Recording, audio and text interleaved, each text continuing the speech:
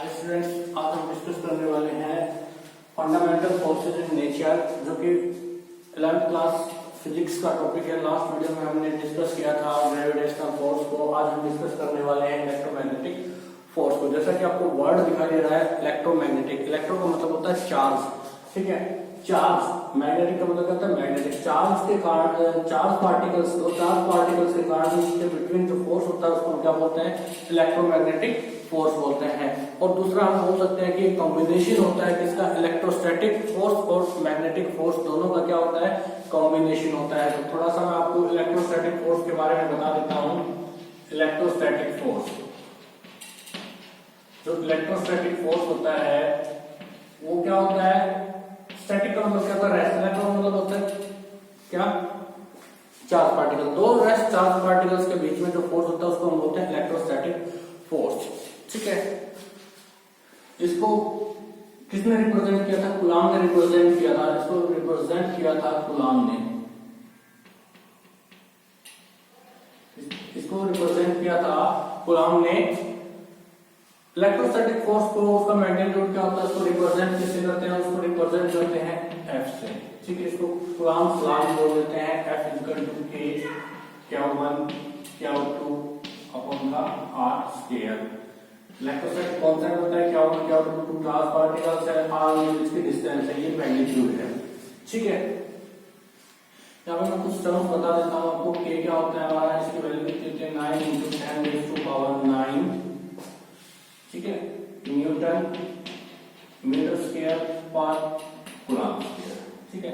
K की एक value और होती है, K को हम इक्वल लिखते हैं 1/4 पाई एप्सिलॉन।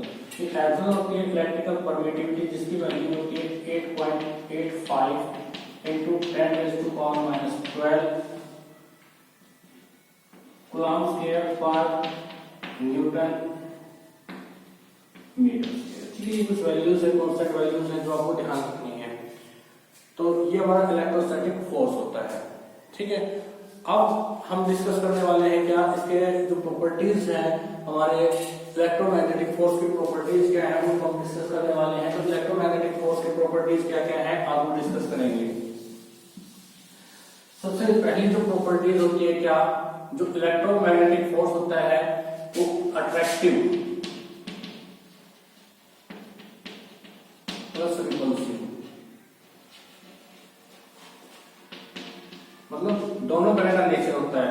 जो इलेक्ट्रोमैग्नेटिक फोर्स है उसका दोनों तरह का नेचर होता है, अट्रैक्टिव और रिपल्सिव। दोनों तरह का नेचर होता है उसका, अट्रैक्टिव भी होता है और रिपल्सिव भी होता है।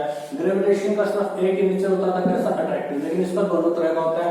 अगर इसके लाइट पोल्स होते हैं, लाइट पोल जैसे कि आपने मैग्नेट देखा होगा ना, नॉर्थ की बात करते हैं तो इसमें कैसा नेचर होता है, इसमें नेचर होता है रिपल्सिव, ठीक है।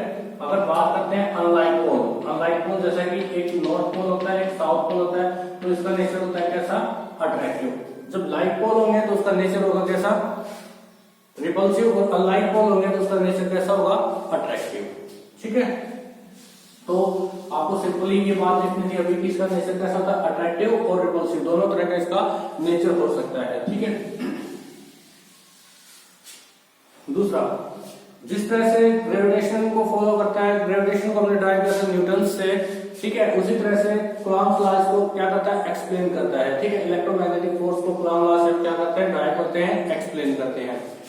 तीसरा, इसको हम क्या बोलते हैं, सेंटर फोर्स बोलते हैं। इसको क्या बोलते हैं, सेंटर फोर्स बोलते हैं, क्योंकि ये भी दो चार्ज पार्टिकल्स को जो लाइंस ज्वाइनिंग करते हैं उन्हीं के अलोंग क्या करता है, ये वर्क करता है, ठीक है। सेंटर फोर्स होता है ये। इनवर्स लॉ को ये भी होते करता है, इनवर्स स्क्वायर लॉ को ये क्या करता है, फॉलो करता है।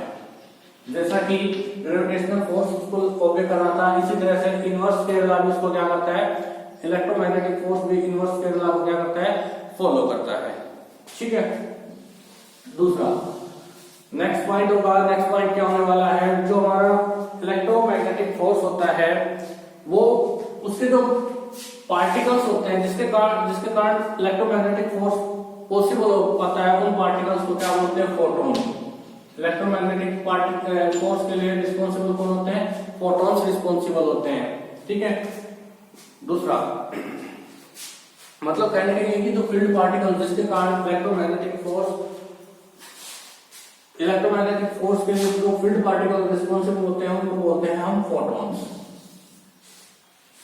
नेक्स्ट जो पॉइंट की बात करें तो जो इलेक्ट्रोमैग्नेटिक जो हमारा फोर्स है वो स्ट्रॉन्गर है किससे? ग्रेविटेशनल फोर्स से। ग्रेविटेशनल फोर्स से स्ट्रॉन्गर है कितना? 10⁻36 टाइम। ठीक है, 10⁻36 टाइम इलेक्ट्रोमैग्नेटिक फोर्स क्या होता है? स्ट्रॉन्गर होता है किससे? हमारा ग्रेविटेशनल फोर्स से कितना स्ट्रॉन्गर होता है? 10⁻36 टाइम स्ट्रॉन्गर होता है। किसके कंपैरिजन में? ग्रेविटेशनल फोर्स के कंपैरिजन में क्या होता है? ये स्ट्रॉन्गर होता है।